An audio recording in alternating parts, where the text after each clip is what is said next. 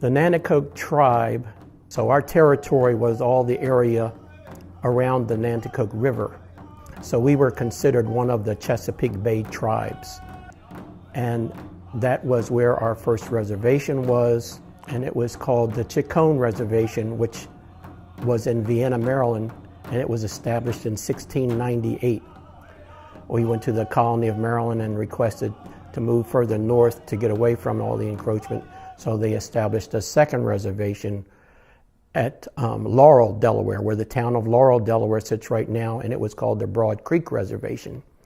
We know that the power plant that is here on the other side of the river and the chicken factory, which is on this side of the river, have contributed to the pollution, along with the phosphates and the fertilizers and things that come from the farmers.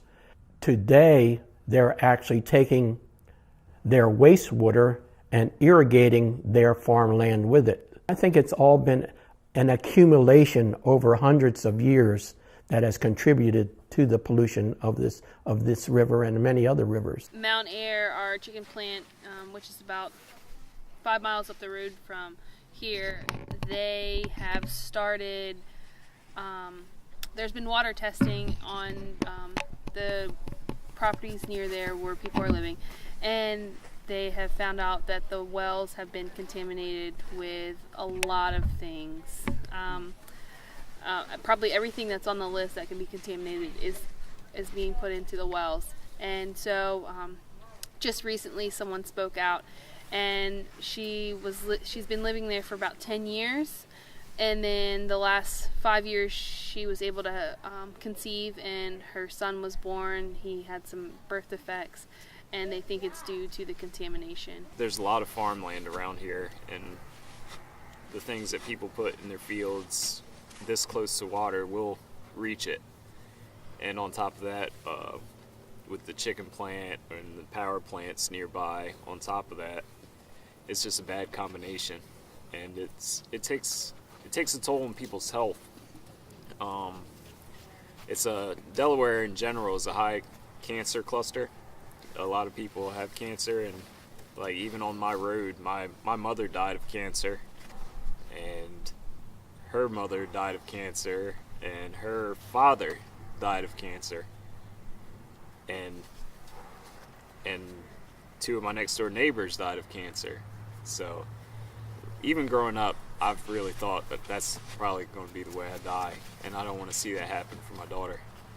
We always lived along the rivers and streams around here, and we lived off all of the seafood. The men fished, and they made nets, and they traveled by canoes, and they made dugout canoes from the trees, from nature. Everything we did came from nature. Everything we used came from nature. The rivers and streams were our lifeblood. For generations upon generations, we've always had a very close connection to the water from here, because our name is Nanticoke, but that means the Tidewater people. There was always fish, there was always crabs and deer, and everything was so plentiful here on the East Coast because of the water. That's what we did. The water was our life. Even to this day, we pride ourselves on going to be able to go out. Let's go fishing. We'll go out and catch fish just to feed our community. We have our tribal gatherings, and we have fishing.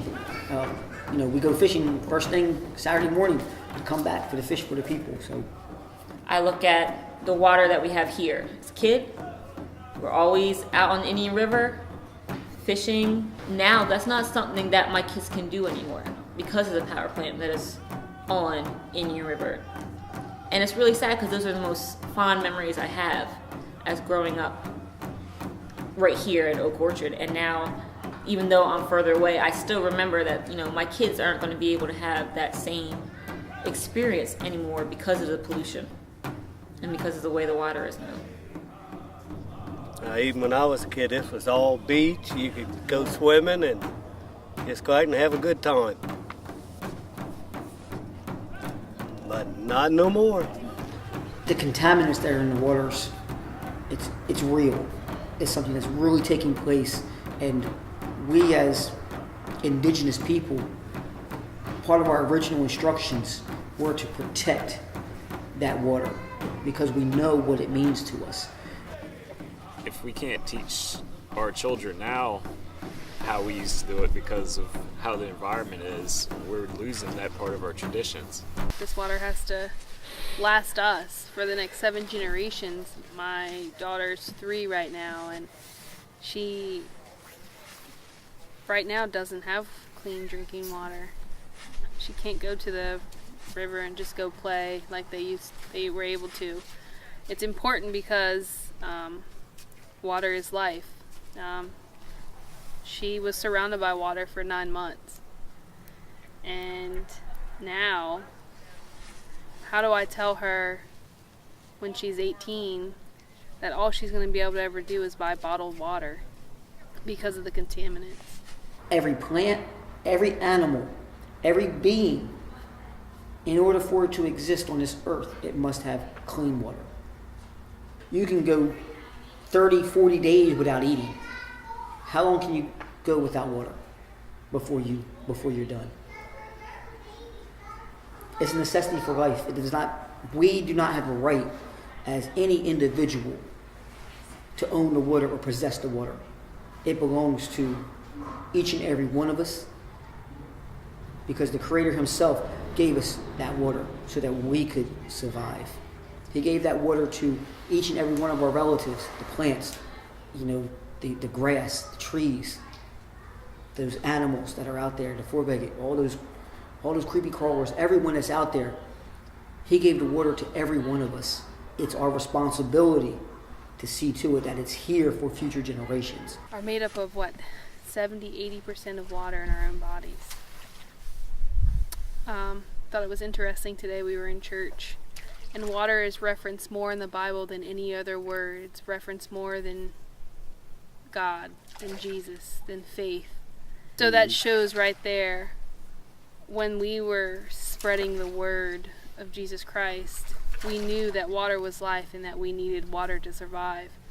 And still to this day, we need water. What's causing it now? It's a lack of understanding of the need of that water.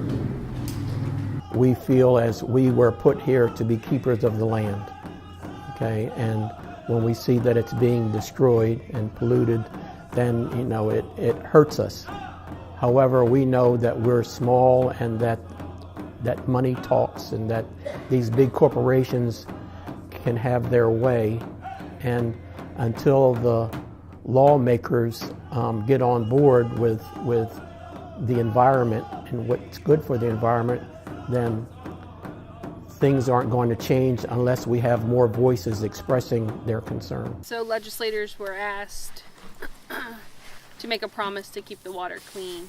And we dipped the gourd in the water and we handed it to them to ask them to drink the water to make the promise. And they all just kept stepping back and running scared because they knew what was in that water. Like I said, it's us as Native people. It's important to us because we had that connection with the earth. We had that connection with that water. It's like connected is like you're connected to your brother or your sister or your mother or your father. That feeling that not just as spiritual, it's physical, it's emotional. There is a connection that we have with the water. And that's my biggest fear, is once the water is gone, what are we going to do? What's going to happen? Us as humans are going to have to be the ones to work together and find a way to make things better and to take care of each other. Because I feel like it's really easy for people to turn a blind eye now. It's like, if it's not happening to me, then I don't need to see it. If it's not happening to any of my family members, I don't need to see it. If it's putting money in my pocket, but it's hurting the people over here, it's not my problem. It wasn't me. It's not us. I didn't do it. It's time for people to stand up. And it's time for people to work together for a solution, because this is not a problem that's going to go away.